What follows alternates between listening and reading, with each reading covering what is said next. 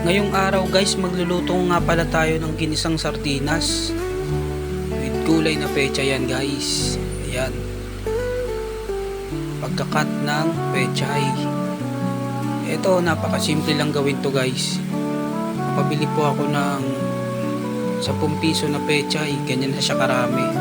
Tapos isang sardinas ilalagay natin syempre. Kaya tignan nyo guys, ito ang pagkain buhay, mahirap pero masarap. At syempre ito, lalahukan natin ng sibuyas, 2.5 yan guys, para masarap. Kung maraming rekado, mas lalong masarap yung niluluto mo.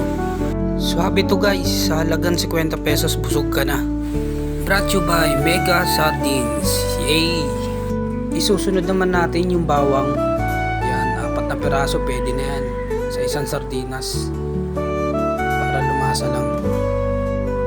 Hindi rin pala madali mag voice over, kaya ito, tamang trip lang ako habang wala pa tayong biyahe sa mga disposal. Kaya ito, tamang himay-himay lang. Yan guys, kaya sa mga nagbablog, nagko-content, mahirap din pala talaga. Tamad ako magganito, mag voice over, pero try ko lang.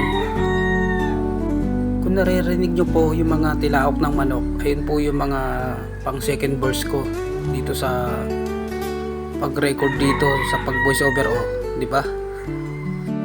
Eto guys, malinis na yan. Natatad ko na yung sibuyas, bawang, tapos pechay, nahugasan ko na ng maayos.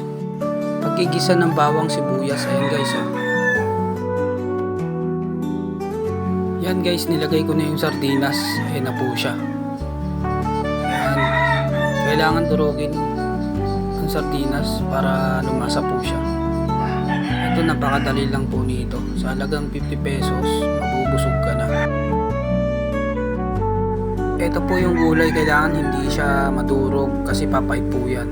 Ayan, ayan na po yung kinalabasan. Sakto lang, hindi half cook.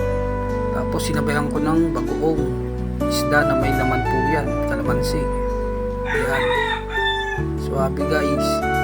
Okay, alright.